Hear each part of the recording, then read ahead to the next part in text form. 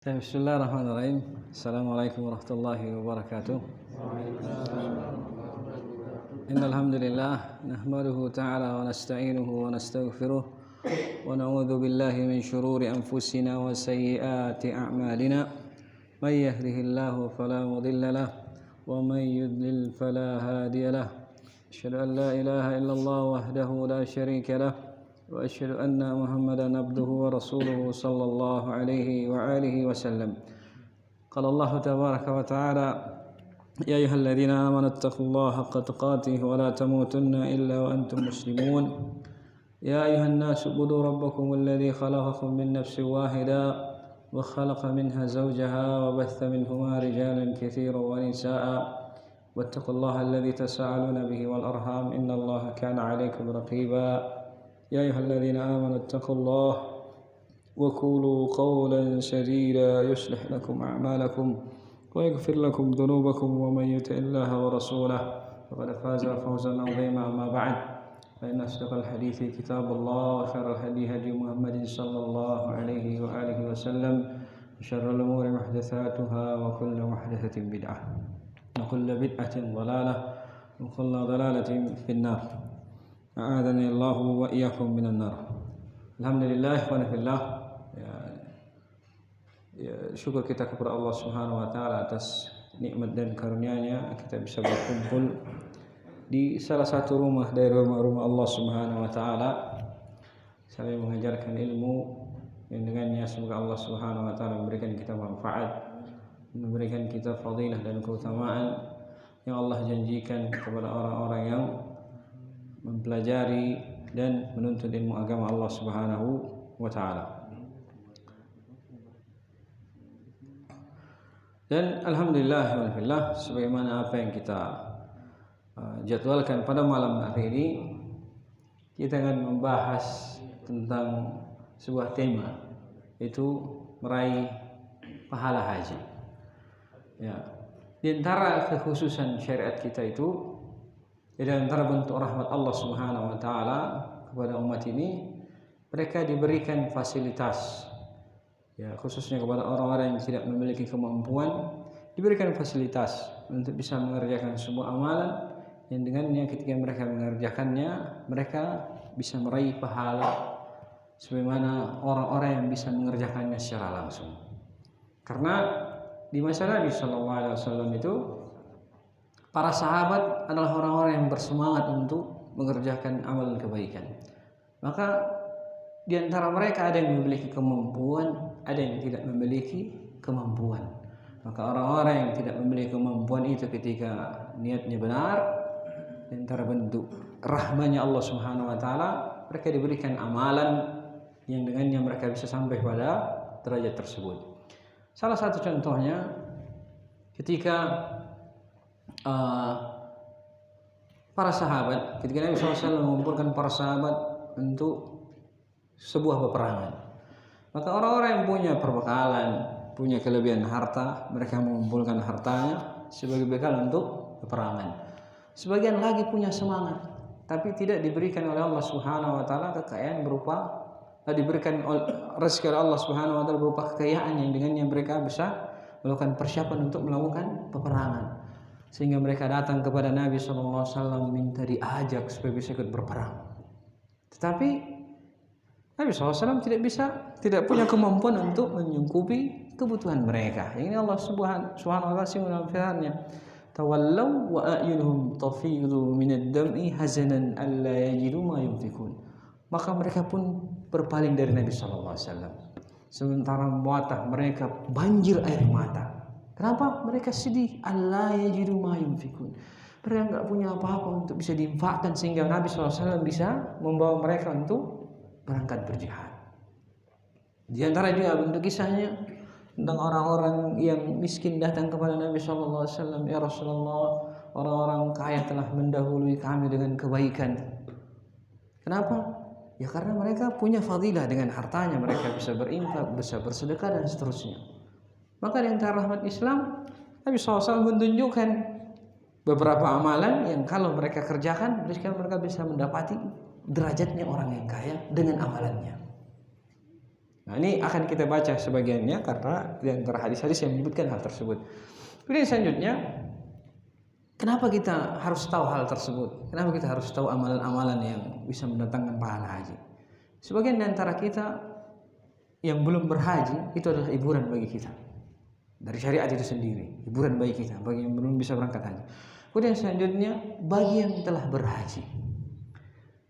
Maka ketahuilah orang-orang yang telah berhaji, walaupun dikatakan dia telah berhaji, walaupun mungkin dikatakan hajinya haji yang mabrur, tetapi manusia sepanjang perjalanannya sampai akhirnya dia diwafatkan oleh Allah Subhanahu wa taala, sangat mungkin bagi dia untuk terjatuh dalam kesalahan, yang mana sebagian dosa itu akan menghapuskan sebagian dari pahala yang telah dikumpulkan seumur hidupnya. Maka dengan mengetahui amalan-amalan yang berpahala haji, minimalnya dia bisa menjaga keutuhan pahala hajinya, karena mungkin terkikis oleh sebagian dari dosa-dosanya.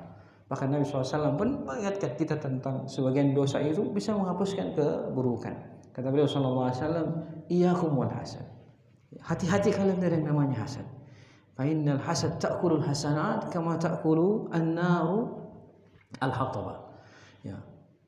Hati-hati kalian dari hasad. Karena sesungguhnya sifat hasad itu akan memakan kebaikan kalian, sebagaimana api itu akan memakan habis kayu bakar. Maka demikianlah yang ada dalam syariat kita. Perlu kita jaga amalan tersebut. Minimalnya bagi yang telah berhaji, ya, pahala haji ini bisa tetap utuh, bahkan lebih dengan amalannya. Karena kalau misalnya tidak, bagi yang telah berhaji, ketika dia tidak mengerjakan amalan tersebut, luput dari pahala haji tersebut, maka orang-orang yang belum berhaji mungkin akan mendahului dia dari derajatnya di sisi Allah Subhanahu wa taala dalam keadaan mereka belum berhaji. Ini yang paling pertama yang kita sebutkan tadi, hiburan bagi orang-orang yang belum bisa berangkat berhaji.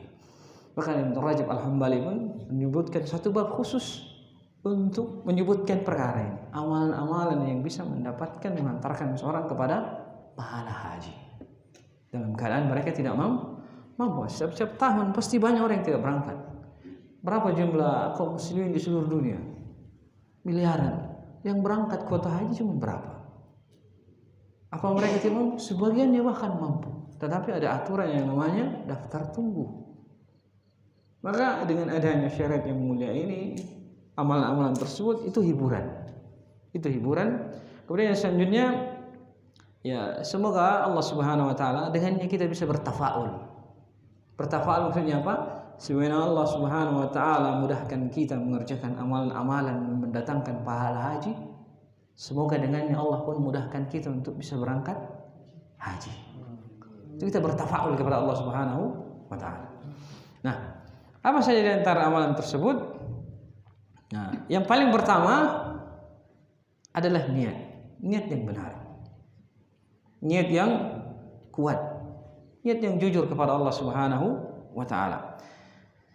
Dari Abi Kabsyah Al-Anmari radhiyallahu taala anhu, bahwasanya Rasulullah SAW bersabda, "Uhadditsukum hadisan fahfadhuhu." Saya akan ceritakan kalian sebuah hadis, maka hafalkanlah.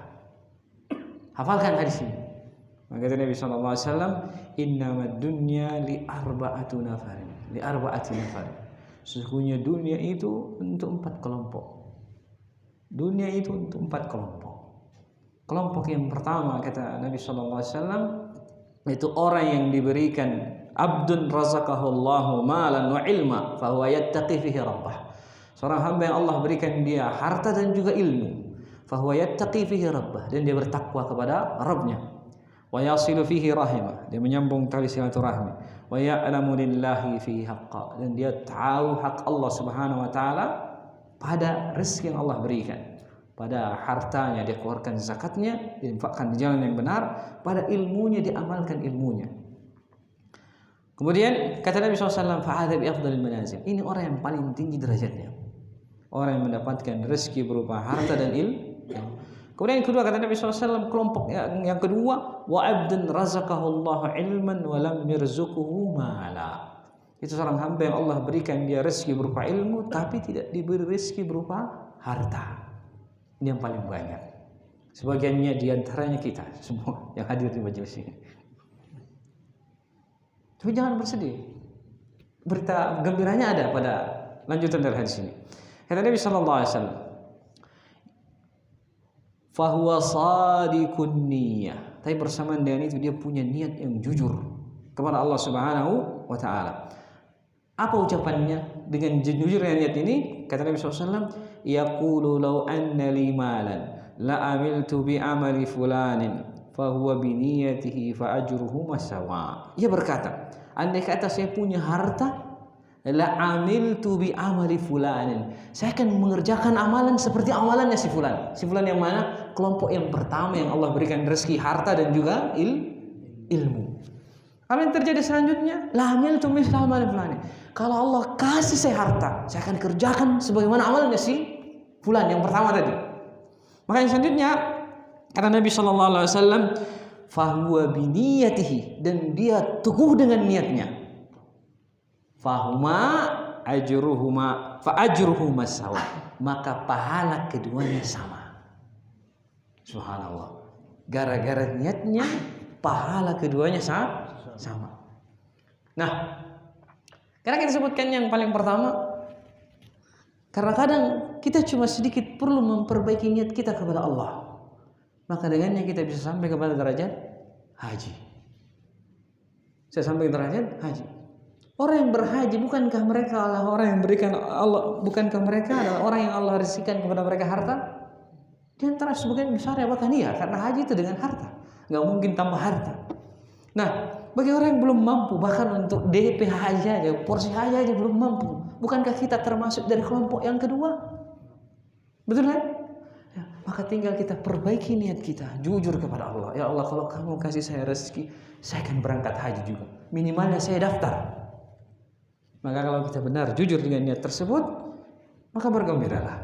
Kita pun akan mendapatkan pahala haji. Nah, kemudian yang kita sebutkan tentang masalah niat. Dan di awal pembahasan tentang orang yang datang kepada Nabi SAW ingin berjihad, tapi tidak punya kemampuan harta untuk menyiapkan perbekalan. Maka di sepanjang jalan yang terjadi selanjutnya, di sepanjang jalan Nabi SAW bercerita kepada mereka yang ikut berjihad. Kata beliau SAW, inna bil Madinah. Sebelumnya kita lanjutkan ya. Ada dua kelompok lagi yang belum kita sebutkan. Kelompok yang ketiga itu adalah orang yang Allah berikan harta tetapi tidak diberikan ilmu. Karena tidak punya ilmu, maka dia tidak bertakwa kepada Allah, tidak menyambung tali silaturahmi, dan tidak mengetahui hak Allah Subhanahu wa taala pada hartanya. Artinya dia terlena dengan hartanya dan jatuh dalam perbuatan haram dengan hartanya. Nah, kata Nabi SAW, ini orang yang paling buruk derajatnya. Orang yang keempat, kata Nabi SAW, enggak diberi rizki berupa harta dan juga ilmu, tapi niatnya berangan-angan supaya kalau misalnya dia diberi harta, dia akan mengerjakan seperti orang yang ketiga tadi, kelompok yang ketiga. Maka kata Nabi SAW, fahuwa biniyatihi fawizruhu masawa, maka dia dengan niatnya dosanya sama. Alhamdulillah. Maka hati-hati dengan niat. Karena kita melihat sebagian bahkan kaum muslim melihat orang-orang fajir di televisi atau di medsos melakukan ini dengan hartanya, pesta poin dan semuanya. Wah, timbullah dalam benaknya, sekiranya saya punya harta juga saya akan beli yang seperti dia. Saya akan berbuat sama yang seperti dia kerjakan. Na'udzubillah. Hati-hati kata Nabi SAW. Kita ini nggak punya harta, nggak punya ilmu, takutnya gara-gara niat yang salah, dosa yang dia tanggung sama seperti dosa yang kita tanggung gara-gara permasalahan niat. Alhamdulillah. Nah, kemudian selanjutnya kembali kepada hadis yang tadi ingin kita sebutkan. Nah, di sepanjang perjalanan Nabi SAW menyebutkan orang-orang yang tidak ikut berangkat berjihad itu. Kata Nabi SAW, inna bil madinati rijalan masirtum masiran wa qata'tum wadiyan illa kanu ma'akum habasahumul marad. Dan riwayat lain habasahumul uzur. Sungguhnya kata Nabi SAW, di Madinah itu ada sekelompok laki-laki. Tidaklah kalian menempuh sebuah jalan dalam perjalanan kalian jihad ini, dan tidak pula kalian menempuh sebuah lembah, qata'tum wadiyan, memutus sebuah lembah, illa kanu ma'akum fil ajr, kecuali mereka bersama kalian dari sisi pahalanya. Apa alasannya? Kata Nabi SAW, habasahumul marad, mereka tertahan oleh sakit, dan dalam riwayat lain habasahumul uzur, mereka tertahan karena punya uzur sehingga nggak bisa ikut bersama kalian untuk pergi berjihad. Maka kata Nabi SAW, pahalanya mereka sama dengan kalian. Pahalanya mereka sama dengan kalian. Karena itu kata Nabi SAW juga dalam hadisnya, man talaba lillahi syuhada sadiqan ballaghallahu manazil syuhada wa in mata ala firashi. Siapa yang meminta derajat orang yang mati syahid kepada Allah, ingin mati syahid di jalan Allah, tetapi dan kondisi dia meminta, kata Nabi SAW, sadiqan, jujur dari dalam hatinya, jujur dalam hatinya, ballaghahullahu manazil syuhada, Allah akan sampaikan dia derajat orang mati syahid, wa in mata ala firashi, walaupun dia wafat di atas tempat tidurnya. Ini sangat mungkin terjadi khususnya di masa sekarang. Sangat kecil kemungkinan kita ada surat untuk berjihad. Maka yang ada tersisa bagi kita adalah membenarkan niat itu, jujur kepada Allah tentang niat berjihad, maka Allah akan sampaikan. Demikian pula haji. Penting kita jujur kepada Allah, niat untuk bisa meraih pahala haji sampai kita derajat hanya karena kita membenahi niat kita kepada Allah Subhanahu wa taala. Kata Imam Az-Zur'a rahimahullah, falamma fuddila al-ghina'u bi fi'lihi ulhiqa al-faqir as-sadiq bi niyyatihi. Maka tatkala orang kaya itu diberikan fadilah, keutamaan oleh Allah Subhanahu wa taala karena mereka mampu mengerjakan amalan tersebut dengan hartanya. Nah, kata Nabi sallallahu alaihi wasallam, maka kata beliau, ulhiqal faqira as-sadiq bi niyyatihi. Maka diikutkanlah orang yang miskin tapi jujur dengan niatnya. Jadilah dia mendapatkan pahala sama seperti orang yang kaya dan mampu mengerjakan amalan tersebut. Ini yang pertama. Kemudian selanjutnya yang kedua, amalan yang kedua. Ini amalan yang tiap hari insyaallah kita kerjakan. Dari Abu Umamah radhiyallahu taala anhu, bahwa Rasulullah SAW bersabda, "Man kharaja min baitihi mutatahhira ila salatil maktubah, fa ajruhu ka ajril hajil muhrim. Wa man kharaja ila tasbihid duha la yunsibuhu illa iyyahu fa ajruhu ka ajril mu'tamir. Wa salatun ala ithri salatin la lagwa bainahuma kitabun fil illiyin." Riwayatkan Abu Dawud dalam sunannya dan juga Al-Baihaqi dalam sunannya. Dari Abu Umamah radhiyallahu taala anhu, Rasulullah SAW bersabda, "Man kharaja min baitihi," siapa yang keluar dari rumahnya mutatahhira, ila salatil maktubah, menuju salat wajib. Ini fadilah yang lain dari salat berjamaah. Keluar dari rumah, berwudu dari rumah, mendatangi salat wajib. Kata Nabi SAW, fa ajru ka ajril hajil muhrim. Pahalanya seperti orang yang berhaji muhrim. Kata Nabi SAW, haji muhrim. Karena ada haji yang dikatakan Nabi SAW tamma, haji yang sempurna. Ada haji yang masih kategori muhrim. Jadi maksudnya, gambarannya adalah dia seperti orang yang berhaji, mulai dari semenjak dia ihram, mengucapkan kalimat labbaik Allahumma hajja. Seluruh amalan-amalan yang dikerjakan, misalnya dari tanggal 8 hari tarwiyah, kemudian tanggal 9 hari Arafah, tanggal 10 hari melontar, hari Id, dan 11, 12, 13. Selama dia belum tahallul, maka dia mendapatkan pahala seperti orang yang berhaji, mengerjakan amalan haji. Ini salah satu makna yang disebutkan oleh para ulama, hajil muhrim. Kemudian kata Nabi sallallahu alaihi wasallam, "Wa man kharaja ila tasbihid duha la yunsibuhu illa iyyahu fa ajruhu ka ajril mu'tamir." Dan barang siapa yang keluar ila tasbihid duha, untuk salat duha. Nah, coba keluar untuk salat duha. Nah, kata keluar untuk salat duha, berarti asalnya salat duha itu dikerjakan di luar dari rumah. Atau kalau misalnya dia di kantor, dia keluar dari tempat kantor mungkin ke musalla atau ke masjid, lihat tasbih duha. Maka kata Nabi SAW, la yunsibuhu illa iya. Enggak ada sebab yang mengeluarkan dia dari tempatnya itu kecuali untuk salat duha. Fa ajruhu ka ajril mu'tamir. Pahalanya seperti orang yang umrah. Wa salatu ala isri salatin la lagwa bainahuma kitabun fil illiyin. Dan salat ala isri salah. Salat yang yang mengikuti salat yang selanjutnya, la lagu bainahuma kitabun fil illiyin. Tidak ada sia-siaan, canda gurau di antaranya kitabun fil illiyin. Adalah sebuah amalan yang dicatat bersama orang-orang yang ditinggikan derajatnya oleh Allah Subhanahu wa taala. Baik. Jadi pembahasan kita adalah orang yang berwudu dari rumahnya kemudian datang ke sholat wajib, maka pahalanya seperti orang yang berhaji tapi masih dalam keadaan ihram. Karena haji itu ada dua tahallulnya. Pertama tahallul yang pertama dan tahallul yang kedua. Nah, kalau tahallul yang pertama walaupun kategorinya tahallul tetapi masih dikategorikan muhrim. Masih dalam kondisi ihram. Karena ketika itu masih ada satu larangan yang belum bisa dikerjakan, yaitu hubungan suami istri. Nah, kondisinya zahirnya di sini adalah dia masih mendapatkan pahala sampai ke batas ihram yang terakhir sebelum tahallul yang kedua. Nah,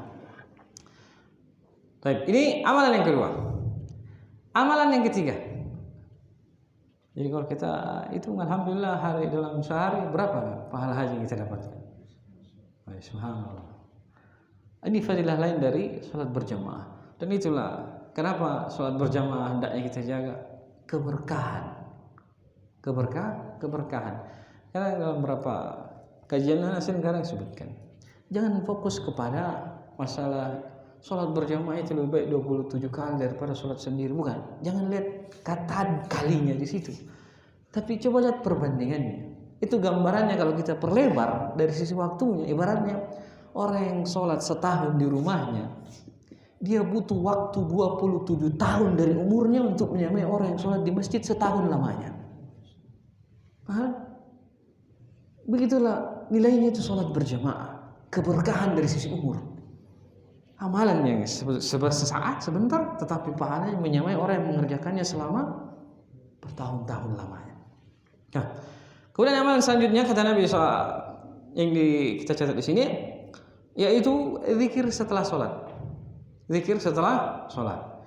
Diriwayatkan oleh Imam Al-Bukhari dari Abu Hurairah radhiyallahu ta'ala anhu, "Ja'al fuqara'u ila Rasulillah sallallahu alaihi wasallam, faqalu ya Rasulullah, dhahaba ahlud duthuri min al-amwali bid-darajatil ula wan na'imul muqim."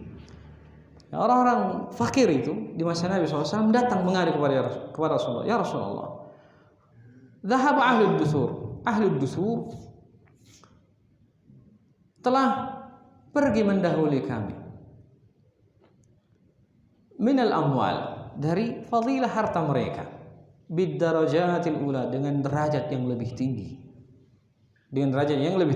wan na'imul muqim, dan nikmat yang lebih kekal. Kenapa bisa? Apa sebabnya? Nabi SAW sebut, para sahabat ahlul fuqara itu pun menyebutkan, karena yusalluna kama nusalli, mereka sholat sebagaimana kami sholat. Ya, orang kaya orang miskin sama-sama sholat, kewajiban. Wa yasumuna kama nasum, mereka puasa sebagaimana kami pun puasa, ya sama-sama kewajiban. Walahum fadlu amwalihim yahujjuna biha wa ya'tamiruna wa yujahiduna wa yatasaddaqun, dan mereka punya fadilah keutamaan berupa harta, yang dengan harta itu mereka berhaji, berumrah, berjihad dan bersedekah. Maka Nabi SAW tahu inilah diantara hiburannya Islam, rahmanya Islam kepada orang-orang fakir. Maka Nabi SAW pun bersabda, "Ala uhaddithukum bima law akhadtum bihi lahiktum man sabaqakum." Maukah kalian kuceritakan sebuah hadis, andai kata kalian berpegang teguh, kalian amalkan hadis tersebut, lahiktum bihi, akhadtum bihi lahiktum man sabaqakum. Kalau kalian berpegang teguh dengan hadis tersebut, kalian amalkan, lahiktum man sabaqakum, kalian akan mendapati orang yang telah mendahului kalian. Maksudnya siapa? Orang yang kalian sebutkan itu, orang kaya itu yang mereka punya fadilah dengan hartanya. Mereka berhaji, umroh, berjihad dan bersedekah. Kalau kalian kerjakan, kalian bisa menyamai derajat mereka. Kemudian selanjutnya, walam yudrikum ahadun ba'dakum, dan tidak akan bisa menyamai kalian seorang pun setelah kalian. Wa kuntum khaira man antum baina dhahranayhi, dan kalian adalah yang terbaik di antara kedua kelompok tersebut. Maksudnya yang mendahului kalian dan orang yang datang setelah kalian. Illa man amala mithlah, kecuali orang yang mengerjakan sebagaimana apa yang kalian kerjakan. Apa amalannya? Kata Nabi SAW, tusabbihuna wa tahmiduna wa tukabbiruna khalfa kulli salatin 33. Kalian bertasbih dan bertahmid dan bertakbir di akhir setiap sholat kalian sebanyak 33 kali. Subhanallah 33 kali, alhamdulillah 33 kali, dan Allah Akbar sebanyak 33 kali. Belum lagi kalau dia lengkapkan dengan kalimat la ilaha illallah wahdahu la syarika lahu lahul mulku wa lahul hamdu wa huwa ala kulli syai'in qadir. Itu kata Nabi SAW, diampuni dosa-dosanya. Nah, tapi khusus pada kalimat tasbih itu sendiri, dia akan mendapatkan pahala apa yang pertama? Haji, umroh, jihad, dan sedekah. Umroh dan sedekah. Cuman karena dia berzikir setelah sholat. Subhanallah. Jadi kalau kita sholat, dalam satu sholat wajib di masjid, kemudian duduk berzikir, maka kita mendapatkan berapa? 2 pahala haji. Jadi kalau kita hitung dalam sehari semalam ada berapa pahala haji? Ya kalau kita tinggalkan zikirnya misalnya, maka ada berapa kesempatan haji yang telah kita sia-siakan. Karena itu maksudnya, kenapa kita sebutkan dengannya kita bisa bertafa'ul kepada Allah, karena amalan itu sangat mudah. Sholat berjamaah, aktivitas kita keseharian, zikir setelah sholat juga hal yang sangat mudah. Mungkin karena tergesa-gesa, Assalamualaikum warahmatullahi wabarakatuh, ada hajat keluar, zikir sambil jalan. Nggak harus duduk zikir di tempat sholat kalau kita punya hajat. Dan dengannya kita bisa mendapatkan pahala haji. Hadis ini riwayat Bukhari dan Imam Muslim.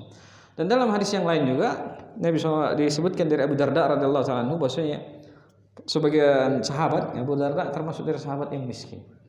Maka kata Abu Darda, "Qulna ya Rasulullah, qulna ya Rasulullah." Kami ucapkan kepada Nabi SAW, "Ya Rasulullah, dhahabal aghniya'u bil ajri yahujjuna wa la nahujj."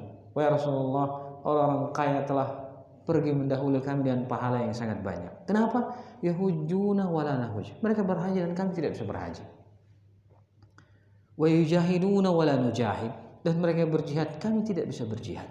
Telah kita sebutkan tadi, orang-orang yang tertelanjang dari mengerjakan amalan jihad. Maka Nabi sallallahu alaihi wasallam, "Ala adullukum ala syai'in in akhadtum bihi ji'tum bi afdali ma yaji'u bihi ahadun minhum." Maukah aku tunjukkan kepada kalian kepada sebuah amalan yang kalau kalian kerjakan, ji'tum bi afdali ma yaji'u bihi ahadun minhum. Kalian datang dengan amalan yang lebih afdal daripada yang mereka kerjakan salah seorang di antara mereka. Maksudnya siapa? Yang berhaji tadi dan yang berjihad tadi. Tukabbiruna Allah arba'an wa thalathin. Nah, kalian bertakbir kepada Allah arba'an wa thalathin, 34 kali. Wa tusabbihuna thalasan wa thalathin, dan kalian bertasbih 33 kali. Wa tuhmidunahu thalasan wa thalathin, dan kalian bertahmid sebanyak 33 kali. Dubura kulli salatin, di akhir setiap salat kalian. Jadi ada 2 bentuk. Yang pertama masing-masing 33 kali. Hadis yang kedua pada lafaz Allahu Akbar sebanyak 34 kali. Nah, kemudian kejadian selanjutnya, setelah hal ini terjadi, Nabi SAW sampaikan orang-orang fakir itu bergembira. Ternyata hadis ini pun sampai ke telinganya orang-orang yang kaya ketika itu. Maka kembali lagi mereka mengatakan kepada Nabi SAW, "Ya Rasulullah," mereka tahu hadisnya, "Ya Rasulullah." Maka Nabi SAW, karena nggak ada jalan lain, kata Nabi SAW, "Dzalika fadlullah yu'tihi man yasha." Itulah fadilah, keutamaan yang Allah Subhanahu wa taala berikan kepada siapa yang ia kehendaki. Ini kita singgung di awal tadi. Walaupun kita telah berhaji, tetap kerjakan. Kenapa? Takutnya ntar kita disalib sama orang yang belum berhaji karena mereka mengerjakan amalan tersebut. Tetapi kalau kita kerjakan, nggak bisa dapat kamu. Kita tetap lebih unggul. Ya, karena perjuangan kita di hadapan Allah adalah mencari yang takwanya lebih tinggi. Karena itu menentukan keridhaan Allah dan derajat kita di surga Allah Subhanahu wa taala. Nah, amalan yang selanjutnya adalah bersegera menuju sholat Jumat.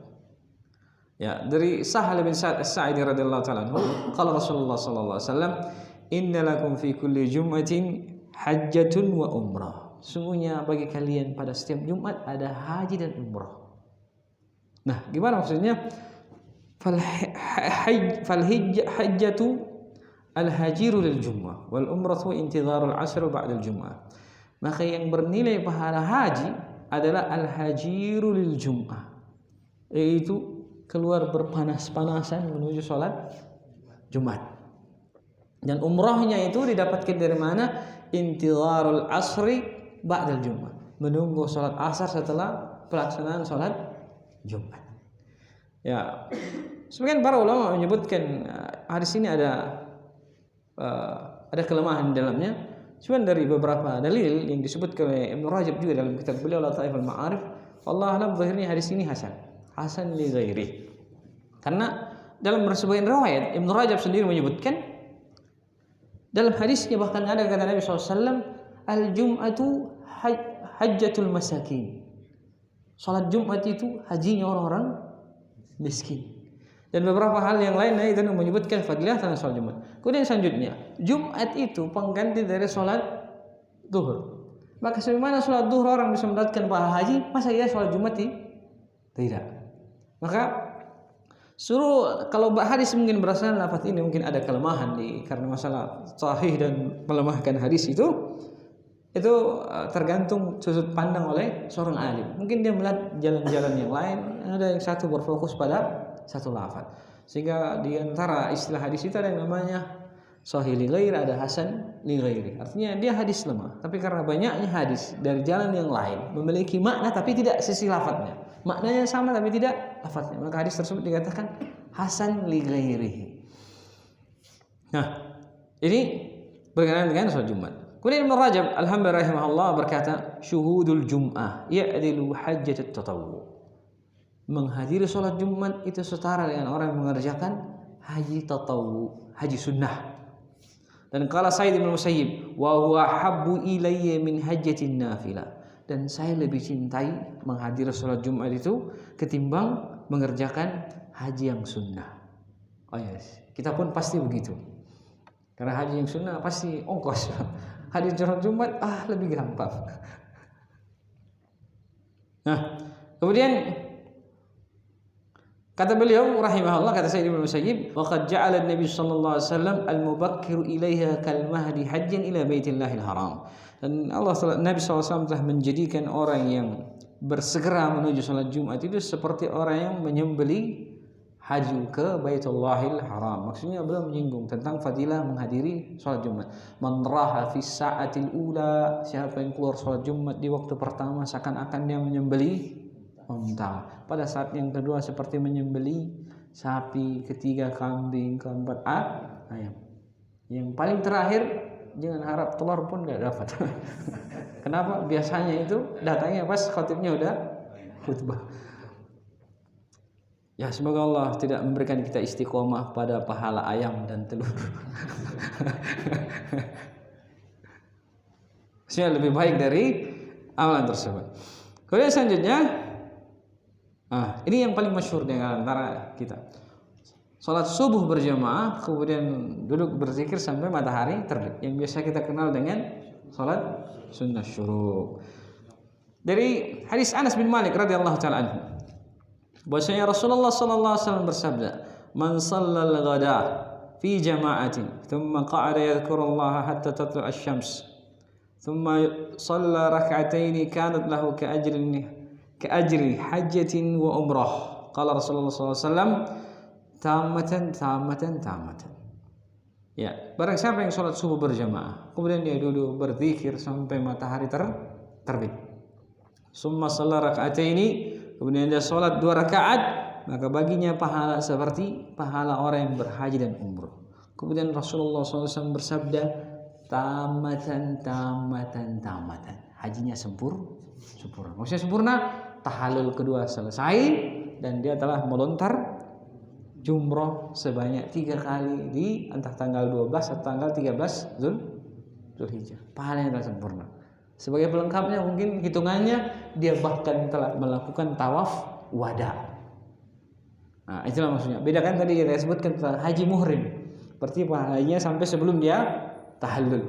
Nah, kalau ini hajinya sempurna berarti sampai dia selesai tawaf wada.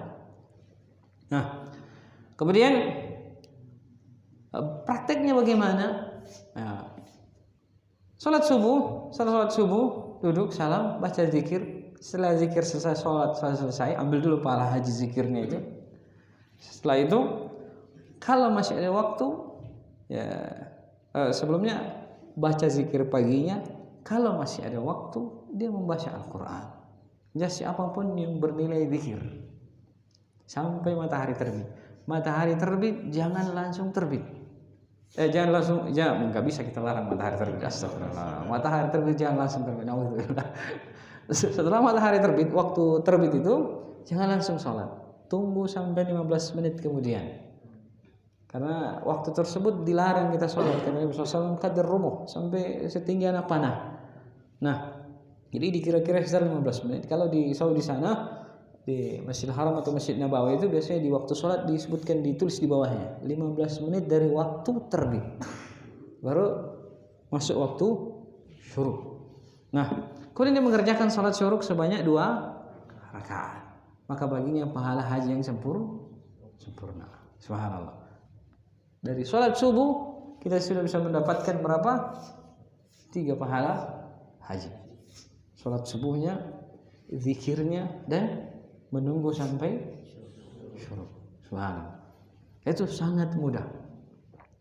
Dan dalam riwayat lain kata Nabi SAW dari Utbah bin Abdin anna Nabi SAW qala, bahwa Rasulullah SAW bersabda, man shalla salat as-subh fi jama'atin thumma thabata yusabbihu lillahi hatta yusabbihu lillahi subhat ad-duha kana lahu ka ajli hajin wa mu'tamir tammatan hajjuhu wa umratuhu. Sahih targhib at-tarhib. Nah, kata Nabi SAW, siapa yang sholat subuh berjamaah kemudian duduk hatta yusabbihu lillahi subhat ad-duha, dia duduk sampai dia sholat untuk Allah, sholat duha. Sholat duha. Jadi kalau ada yang membedakan sholat syuruk dengan sholat duha, itu wajar mungkin karena berdasarkan konteks hadisnya. Tapi berdasarkan hadis ini yang zahir, sholat syuruk itu adalah sholat duha di awal waktu. Karena Nabi SAW pun menyebutkannya hatta yusabbihu lillahi subhatad duha, sampai dia sholat untuk Allah dengan sholat duha. Berarti sholat duha itu, sholat syuruk itu adalah sholat duha di awal waktu. Nah, dan pahalanya tidak jauh-jauh, cuma antara haji dan umrah. Kalau dia dari sholat subuh maka pahalanya haji. Kalau dia sekedar keluar ke rumahnya untuk sholat duha, maka paginya pahala umrah. Nah, dan kata Nabi SAW, kana lahu ka ajli haji wa mu'tamir, baginya pahala seperti orang berhaji dan umrah sempurna. Taman lahu hajjuhu wa umratuhu, sempurna haji dan umrahnya. Jadi sholat duha 2 rakaat setelah duduk berzikir di pagi hari. Kalau bagaimana kalau misalnya dia pengen buang air kecil, kan misalnya pagi dingin itu bawaannya selalu karena dingin kan suasananya. Nah, apakah itu membatalkan atau apakah yang disebutkan kata Nabi SAW itu menjadi syarat? Dohirnya dia syarat. Dohirnya dia menjadi syarat. Jadi syaratnya dia harus duduk berzikir sampai matahari terbit. Lalu bagaimana kalau misalnya dia harus ke belakang? Maka syarat itu ketika dia ke belakang adalah uzur yang masuk dalam kategori diterima oleh syarat. Sehingga misalnya dia harus ke belakang, dia ke belakang, selesaikan hajatnya, kembali lagi ke masjid, dilanjutkan zikirnya. Setelah itu dia sholat. Tapi kalau misalnya ada hajat yang lain, dia keluar, selesaikan hajatnya, nanti dia kembali di waktu duha. Baik? Ya, walaupun mungkin tidak mendapatkan pahala haji, setidaknya masih bisa mendapatkan pahala umrah. Dan dari sini juga disebutkan asal dalam sholat sunnah itu kata Nabi SAW, sebagaimana sabda Nabi SAW, afdalu sholatur rajuli fi baitihi illa al-maktubah. Salat seorang lelaki paling utama itu di rumahnya, kecuali salat wajib. Dikecualikan darinya salat duha. Baik? Dah sampai belum? Belum. 7 menit. Baik. Kemudian selanjutnya. Ada berapa? Amalan yang ke-6. Ya? 6. Amalan yang ke-6 yaitu pergi belajar. Pergi belajar. Belajar apa ya? Belajar ilmu agama tentunya. Dari Abi Umamah radhiyallahu ta'ala anhu, Rasulullah SAW bersabda, "Man ghada ilal masjid la yuridu illa ay yata'allama khairan ay yu'allimahu, kana lahu ka ajrin hajin taman hijjatu." Siapa yang keluar ke masjid, keluar menuju masjid La yuridu illa ay yata'allama khairan. Dia enggak punya niat kecuali untuk belajar kebaikan. Belajar kebaikan, khairan. Au yu'allimahu, atau mengajarkan kebaikan tersebut. Kana lahu ka'ajrin hajin tamma hajjatuhu. Maka baginya pahala seperti orang yang berhaji dengan haji yang sempurna. Semoga Allah Subhanahu wa taala memberikan kita semua pahala haji yang sempurna. Baik. Dari hadis ini yang dipahami bahwasanya adalah kata Nabi SAW, illa ayyata'allama khairan, kecuali untuk mempelajari kebaikan. Nah, kata kebaikan sendiri itu sifatnya nakir, umum, berarti kebaikan apa saja. Maka selama dia memberikan nilai kebaikan, kita nggak berbicara tentang masalah ilmu agama. Ilmu agama sudah jelas, disepakati bahwasanya orang yang belajar ilmu agama di masjid pahalanya dapat, pahala haji. Nah, yang dipertanyakan adalah ketika dia di masjid misalnya mempelajari ilmu yang umum. Di masjid misalnya belajar instalasi listrik. Di masjid misalnya ada belajar ilmu kesehatan, refleksi misalnya, atau belajar bekam. Apakah dapat? Insya Allah dapat. Karena Nabi SAW menyebutkannya dengan siga nakirah. Kebaikan apapun yang kita pelajari di masjid, insya Allah berpahala haji. Karena itu para ulama dari dulu itu lebih mengutamakan pendidikan itu dikerjakan di masjid ketimbang di kelas. Ilmu apapun yang dipelajari, ilmu dunia apalagi ilmu agama, karena ada nilai keberkahan dan juga pahala yang lain yang tersembunyi ketika seorang mempelajarinya di masjid. Ya, sampai mungkin misalnya belajar masak, kalau memungkinkan di masjid.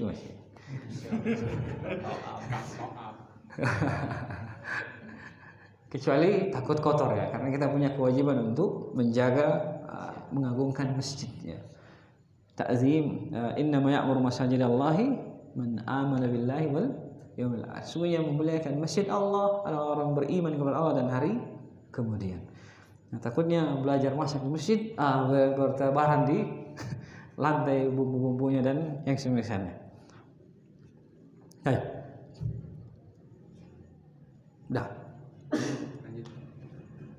Lanjut lagi.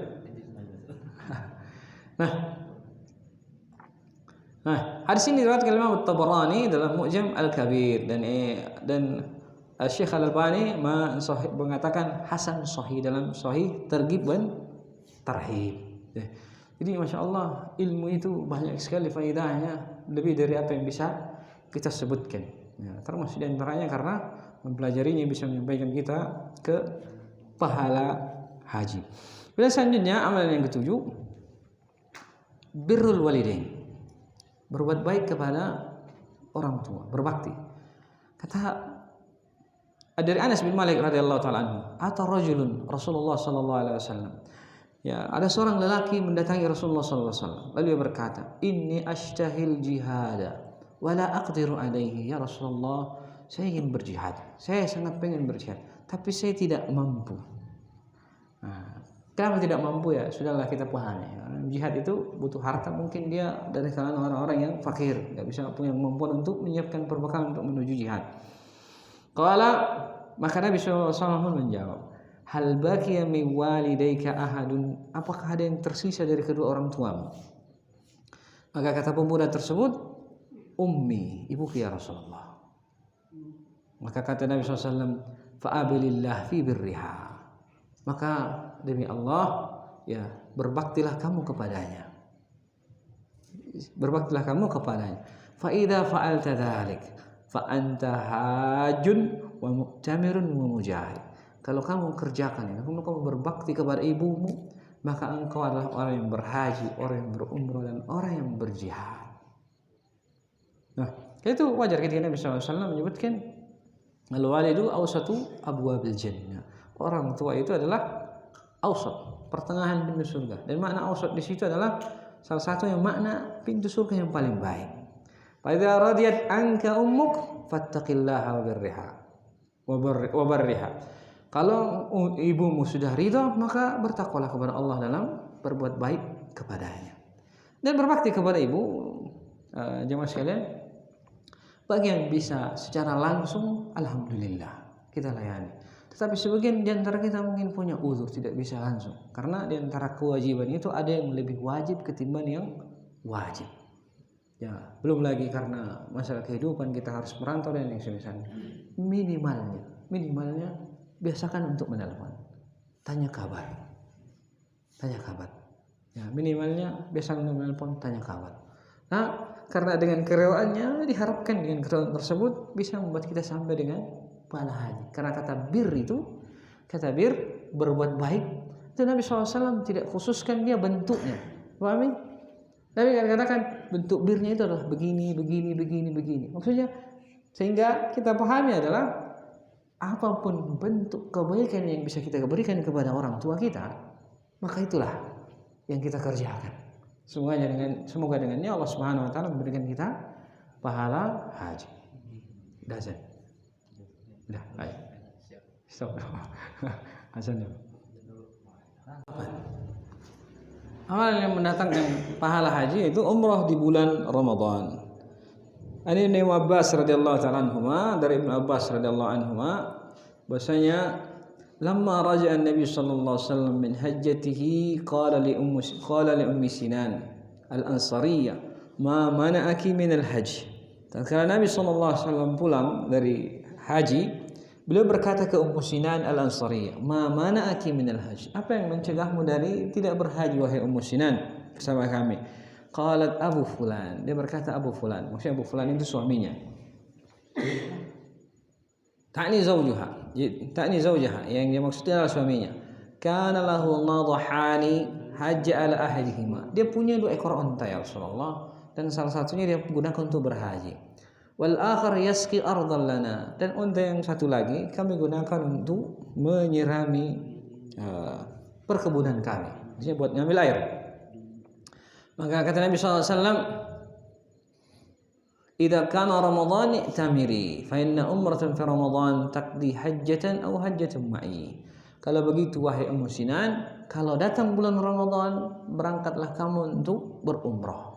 Karena umrah di bulan Ramadan itu setara dengan haji atau setara dengan melakukan haji bersama kata Nabi sallallahu alaihi wasallam. Jadi antara setara dengan haji dan setara haji bersama Nabi sallallahu alaihi wasallam. Nah, kata Ibnu Arabi, "Hadza sahihun malih wa fadlun min Allah wa ni'mah." Ini adalah benar dan fadilah dari Allah Subhanahu wa taala dan juga nikmat. Nazalatil umrah manzilatul haji bin imam Ramadan ilaiha. Turunnya fadilah umrah yang mana umrah berkedudukan haji karena dia dikerjakan di bulan Ramadan. Yang ke-9, qada hawaijin nas, ya, membantu menyelesaikan hajat orang, hajat manusia. Diriwayatkan Imam Al-Baihaqi dengan sanadnya dari Al-Hasan dari Ali bin Husain. Ali bin Husain bercerita, kharaj Al-Hasan yatufu bil Ka'bah. Keluar Al-Hasan bin Ali radhiyallahu ta'ala anhu bertawaf di Baitullah, di Ka'bah. Faqama ilaihi rajulun faqala, maka berdirilah seorang berkata kepada beliau sementara tawaf, "Ya Abu Muhammad, idhhab ma'i fi hajati fulanin." Wahai Abu Muhammad, berilah, ikutlah denganku fi hajati fulanin, untuk menyelesaikan hajat fulan, hajat tertentu. Fatarakat tawaf wa dhahaba ma'ah. Maka beliau pun meninggalkan tawafnya dan pergi bersama orang tersebut. Adalah sementara tawaf. Niscaya kan yang mengatakan, "Bentar ya, tunggu saya selesai tawaf ya." Enggak. Langsung beliau keluar, tinggalkan tawafnya. Faqala ya Abu Muhammad. Kemudian qama ilaihi rajulun hasid lirrajuli alladhi dhahaba ma'ah. Maka berdirilah seorang lelaki yang dalam riwayat ini katakan dia itu hasad sebenarnya kepada orang yang minta tolong kepada si Al-Hasan. Maka ia pun berkata kepada Al-Hasan, "Ya Abu Muhammad, tarakta tawaf wa dhahabta ma'ah." Wahai Abu Muhammad, kau tinggalkan tawaf dan pergi ikut bersama dia. Maka kata beliau, faqala lahu Al-Hasan. Maka Al-Hasan berkata kepadanya, "Wa kaifa la adhhabu ma'ahu? Wa Rasulullah sallallahu alaihi wasallam qala, man dhahaba fi amrin li akhihi al-muslim faqudiyat hajatuhu kutibat lahu hajjatun wa umrah." Bagaimana aku enggak pergi sama dia? Karena Rasulullah SAW sendiri bersabda, "Man dhahaba fi amrin li akhihil muslim." Siapa yang pergi untuk menunaikan hajatnya seorang saudaranya yang muslim. Kemudian kata Nabi SAW, "Faqudiyat hajatu," yang dengannya hajatnya bisa terselesaikan. "Kutibat lahu hajjatan wa umrah." Maka dicatat baginya haji dan umrah. Menyelesaikan hajatnya. Kalau enggak selesai, kata Nabi SAW, "Wa illam yuqda kutibat lahu umratan." Kalau tidak selesai hajatnya, maka dicatat baginya pahala umrah. Subhanallah. Ini banyak terjadi di kalangan kita. Dan yang paling sederhananya di rumah. Siapa? Istri minta tolong. Istri minta tolong. Temannya ke pasar atau jalan ke mall misalnya. Sekedar jalan-jalan, tapi ada hajat di situ. Selesai misalnya nyari barang keperluan di mall misalnya, dapat baginya pahala haji. Tidak dapat pahala umrah. Subhanallah. Setiap hari mungkin terjadi di tengah kita. Atau mungkin itu, abi kalau pulang tolong mampir beli sayur di pasar. Mampir beli sayur. Pahala haji. Subhanallah. Setiap hari terjadi. Atau mungkin hal yang sepele mungkin kita anggap sepele, bi apa? Tolong beli cilok, bi. Pahalanya bisa mendapatkan pahala haji. Kenapa? Menyelesaikan hajat istrinya. Ya, subhanallah. Itu banyak terjadi di kehidupan kita. Dan hadis ini diriwayatkan oleh kemudian dikatakan, kemudian kata Al-Hasan radhiyallahu anhu, "Faqad iktasabtu hajjatan wa umrah." Saya telah mendapatkan pahala haji dan umrah. Wa raja'tu ila tawaf. Saya telah dapat pahala haji dan umrah dan sekarang saya kembali ke tawaf. Maka saya dapat tawaf saya dan saya dapat pahala yang lebih, pahala haji dan umrah. Ya, subhanallah. Ya, cuman kalau misalnya berhaji, jangan pas giliran tawaf wada ada yang datang ngomong, "Tolong bantu angkat barang keluar," dia ketinggalan ntar sama rombongan, nggak ikutan pulang. Nah, dan dalam banyak riwayat dan juga disebutkan Ibnu Abi Dunya dalam kitab beliau Al-Istina' Al-Ma'ruf, begitu juga Ibnu Al-Jauzi dalam Al-Bir Wasilah tentang dari kisah Malik bin Dinar. Kata Malik bin Dinar, "Ba'ats Al-Hasan Muhammad ibn Nuh wa Humaidan at-Tawil fi hajatin li akhihi." Ya, Al-Hasan mengirim Muhammad bin Nuh dan Humaid at-Tawil untuk menyelesaikan hajat seorang saudaranya. Faqala muru Thabit al-Bunani fa ashkhisuhu bihi ma'akum. Faqala lahum Thabit inni mu'taqifun. Kemudian kalian berdua sampaikan kepada Thabit al-Bunani agar ia ikut bersama kalian. Maka Thabit al-Bunani pun berkata, "Inni mu'taqif." Kasih tahu Al-Hasan bahwasanya saya lagi itikaf.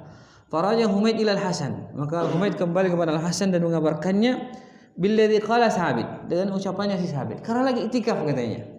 Tolong jangan diganggu. Faqala faraja ilaihi wa qala, "Ya Amish, ama ta'lamu anna mashyaka fi hajati akhika al-muslim khairul laka min hajjatin ba'da al-hajjah." Kasih tahu dia, wahai Amish, gelarnya digelari sama gurunya. Tidakkah engkau tahu bahwasanya masyuka fi hajatin akhikal muslim, kamu pergi keluar untuk menyelesaikan hajat saudaramu yang muslim, khairul laka min hajjatin ba'da haji. Itu lebih baik bagimu daripada haji setelah haji. Maksudnya walaupun kamu haji berkali-kali, lebih baik daripada engkau menyelesaikan hajat saudaramu yang muslim. Baik. Kemudian yang terakhir, yang ke-10.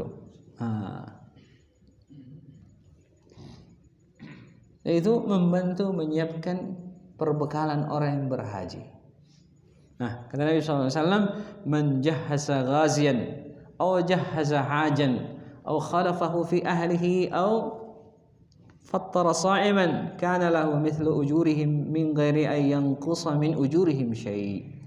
Siapa yang menyiapkan perbekalan untuk orang yang berperang atau menyiapkan perbekalan untuk orang yang berhaji, au khalafahu fi ahli, atau dia membantu memenuhi hajat keluarganya seperginya orang tersebut yang pergi berjihad atau pergi berhaji, dia bantu cukupkan keperluan keluarganya yang ditinggal. Aw fattara sha'iman, atau dia memberikan puasa kepada orang yang memberikan buka kepada orang yang berpuasa. Kana lahu mithla ujurihim, maka baginya pahala seperti pahala mereka. Maka menyiapkan kebutuhan orang yang berjihad, maka pahalanya orang berjihad. Menyiapkan keperluan orang yang berhaji, pahalanya orang yang berhaji. Aw khalafahu, atau dia membantu mencukupi kebutuhan keluarga keduanya setelah mereka pergi, maka baginya pahala haji. Aw fattara sha'iman, maka baginya pahala orang yang berpuasa. Kata Nabi SAW, bagi mereka pahala tanpa mengurangi pahala mereka sedikit pun, tanpa mengurangi pahala orang yang berjihad, berhaji, dan orang yang berpuasa sedikit pun. Nah, ini yang ke-10 yang kita sebutkan ini. Di antaranya cakupannya luas, termasuk di antaranya orang-orang yang bekerja di pembahasan masalah haji. Termasuk pemerintah kita menyiapkan Kementerian Haji misalnya, mereka pun dapat pahala haji dari situ. Nah, termasuk juga di antaranya, mungkin takut saya dipotong lagi, orang-orang yang kerja di travel misalnya. Jangan lihat posisi dia di situ. Saya cuman orang bagian kuli ngangkat koper dan sebagainya, jangan. Tapi perbaiki niatnya kepada Allah. Dia membantu menyiapkan perbekalan orang yang berhaji. Atau misalnya begini, tetangga mau berangkat haji, angkatin kopernya, naik ke mobil, masuk, sederhana. Maka dia bisa mendapatkan pahala haji. Ya, termasuk juga diantaranya menyemangati orang untuk pergi berhaji. Dia tahu temannya itu punya kemampuan, punya keluasan, tapi sekarang selalu diterpa was-was, tidak yakin untuk berangkat, beginilah, punya kekhawatiran. Dia nasihati terus supaya mau berangkat haji. Dengannya dia sudah mendapatkan pahala haji. Jadi apapun yang bisa ia kerjakan untuk membantu para jamaah haji ataupun orang yang berjihad, dengannya dia bisa mendapatkan pahala mereka. Ini 10 di antara kita sebutkan, walaupun Ibnu Rajab sendiri menyebutkan lebih banyak. Tapi semuanya, kebanyakan dan sebagian lagi menyebutkan hadis yang jauh lebih banyak. Ya, cuma hadisnya berputar di hadis dhaif, hadis mungkar dan semisalnya. Maka dia mengatakan salat Isya itu pahalanya umrah, salat subuh pahalanya haji. Ya, ini tidak perlu dirinci pun karena dia sudah masuk dalam pengumuman hadis yang pertama yang kita sebutkan tentang salat berjamaah. Dan apapun istilahnya dari amalan yang bisa kita kerjakan yang kita sebutkan sebelum ini, semoga Allah Subhanahu wa taala memberikan kita kemampuan, apapun yang bisa kita kerjakan. Karena itu sebab dari juga sebagai bentuk bukti benarnya niat kita kepada Allah menginginkan pahala haji. Karena niat itu kata Nabi SAW, innamal a'malu binniyat. Semua amal itu tergantung dengan niat. Kalau dia niatnya itu, dia akan dapat. Begitu juga termasuk orang-orang yang punya travel misalnya. Kalau dia punya travel karena membantu jemaah haji itu cuannya juga lumayan gede.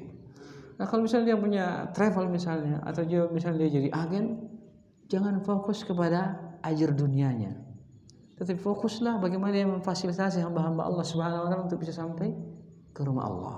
Karena takutnya ketika dia fokus cari jamaah karena mencari cuannya, dia masuk dalam firman Allah Subhanahu wa taala, "Man kanatid dunya hamma." Siapa yang keinginan utamanya adalah dunia, farraqallahu amra. Maka Allah cerai beraikan urusannya. Wa ja'alal faqra baina ainaihi. Allah jadikan kemiskinan itu di depannya dia. Tetapi kalau misalnya diniatkan murni mencari pahala sebanyak-banyaknya, membantu kaum muslimin sebanyak-banyaknya untuk sampai ke Baitullah, semoga dengannya dia pun mendapatkan pahalanya. Dan dia masuk dalam kategori kelompok yang menginginkan akhirat. Yang dengannya kalau hal tersebut benar pada dirinya, jama'allahu amrah. Allah akan kumpulkan seluruh urusannya. Wa atathu dunya wa hiya raghimah. Dunia itu akan datang dalam keadaan dia sudah tidak merasa butuh lagi. Ya, tidak terlalu mengharap lagi. Kenapa? Karena benarnya niat dia. Jadi terus untuk yang masalah terakhir, entah kita kerja di travel atau apapun hal yang bisa kita kerjakan untuk para jemaah haji, selalu benerin niatnya untuk membantu mereka, memfasilitasi mereka untuk sampai ke Baitullah. Wallahu ta'ala alam. Mungkin ini yang bisa kita sebutkan. Yuk, ada pertanyaan? Baik. Untuk ini Ustaz, yang tadi hadis salat duha Ustaz ya. itu kan keluar dari rumah saja, berarti menuju atau musola saja. Ya. Nah, itu pahalanya berlaku nggak dengan wanita? Kalau wanita kan pasti sholatnya di rumah saja. Ya, para ulama menyebutkan bagi para wanita, teman saya pernah dengar dari Syekh Sulaiman Ar-Ruhaili, beliau sebutkan bagi para wanita dia sholat di rumahnya, berzikir sampai tiba waktu syuruk, kemudian dia sholat. Itulah dia. Jadi pahalanya wanita di rumah itu, kalau gambarannya, kalau Nabi SAW menyebutkan semakin tersembunyi tempatnya, pahalanya makin gede. Nabi SAW sholat kepada seorang wanita, sholatmu di rumah, di masjid kaummu lebih baik daripada sholatmu di masjidku. Sholatmu di rumahmu lebih baik daripada sholatmu di masjid kaummu. Sholatmu di kamarmu lebih baik daripada sholatmu di tengah rumahmu. Dan sholat, semakin tersembunyi, pahalanya semakin besar. Kalau kita kasih gambarnya dengan sholat berjamaah itu semakin banyak jamaahnya, semakin banyak pahalanya. Maka demikianlah sebanding dengan para wanita, semakin tersembunyi tempat sholatnya, semakin banyak pahalanya. Sehingga ketika bentuk pelaksanaan hadis ini yang ada adalah mereka sholat di rumahnya atau di kamarnya, duduk berzikir sampai tiba waktunya syuruk. Kemudian mereka sholat sunnah duha sebanyak 2 rakaat untuk mendapatkan pahala haji. Kalau misalnya dia punya aktivitas di kantor, misalnya kadang-kadang khususnya kita di Indonesia ini yang tinggal di wilayah Jabodetabek, kadang sebelum sholat subuh sudah harus jalan, sholat subuhnya itu di jalan. Ya, maka yang tersisa bagi kita mungkin adalah sholat duhanya.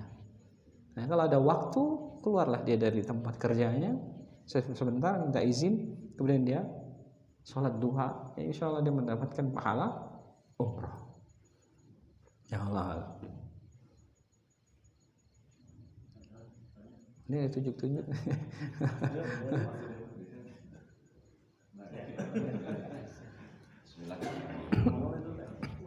Salam.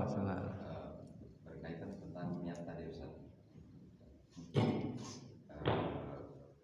Tadi dikatakan ketika kita ingin melakukan niat jahat nih, mengikuti orang yang melakukan itu, nah kita bagaimana itu? Nah sementara ada hadis yang mengatakan ketika kita niat jahat tapi kita belum melakukan, tidak jadi melakukan, kita juga akan mendapatkan satu kebaikan. Nah itu bedanya di mana Ustaz? Iya, pertanyaannya bagus Pak. Jadi pembahasan kita itu adalah pembahasan niat yang benar, niat yang jujur. Jadi masalah benar tidaknya niatnya dia itu hanya orang-orang itu yang tahu. Pak. Jadi misalnya kita sebutkan tadi, golongan yang keempat adalah orang yang tidak punya harta, tidak punya ilmu, tetapi dia berkeinginan untuk mengerjakan seperti si fasik misalnya yang punya harta. Yang tahu niatnya adalah dia, dan sebab niatnya itu dia akan menanggung dosa. Kalau dia kadarnya misalnya, orang itu tahu kadar kefasikannya itu seperti apa, kan setiap harinya bukanlah dia orang-orang yang sholat, setiap harinya dia diisi dengan kemaksiatan misalnya, bukan juga dia orang kaya, tapi niatnya untuk mendapatkan kekayaan sama seperti busuknya orang-orang yang kaya itu terjatuh dalam kemungkaran, maka tidak menutup kemungkinan dialah yang termasuk dalam hadis tersebut. Beda halnya seorang muslim yang kadang hatinya itu berbolak-balik. Sesekali kita kadang menginginkan ini, kalau lagi semangat, oh nauzubillah. Tapi kalau lagi futur, pengen rasanya kayak begitu. Nah, orang yang seperti ini tidak.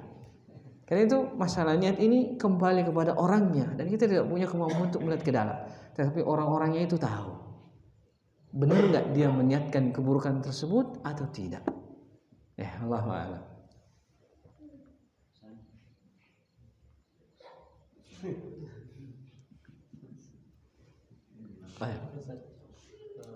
Dari sebelum materi tadi yang disampaikan sama Ustaz, ini kan berkaitan dengan amalan yang kita kerjakan sesuai dengan niat kita. Nah, dari keterbatasan ilmu ini yang sebelumnya kan ada beberapa dari yang disebutkan itu yang sebetulnya kita sudah sering lakukan, tapi kita baru tahu nih si amalan itu ternyata pahalanya seperti itu. Nah sedangkan tadi amalan itu kan niatnya. apakah atas ketidaktahuan kita itu kita tetap masih bisa mendapatkan pahala itu atas apa yang telah kita lakukan yang sebelumnya kita nggak tahu itu berarti pahala. Terus yang bagaimana dengan yang amalan telah berlalu tapi kita lupa berniat? Kan amalan tergantung dengan niat. Jawabannya semoga Allah Subhanahu wa taala beri. Semoga Allah Subhanahu wa taala beri. Karena ya masalah zahir hadisnya kan tergantung dari niat. Ya, semoga Allah Subhanahu wa taala beri. Karena orang-orang yang tidak memiliki ilmu ketika mereka tahu belakangan pun insyaallah mendapatkan uzur di sisi Allah Subhanahu wa taala. Coba ya, jelas ya.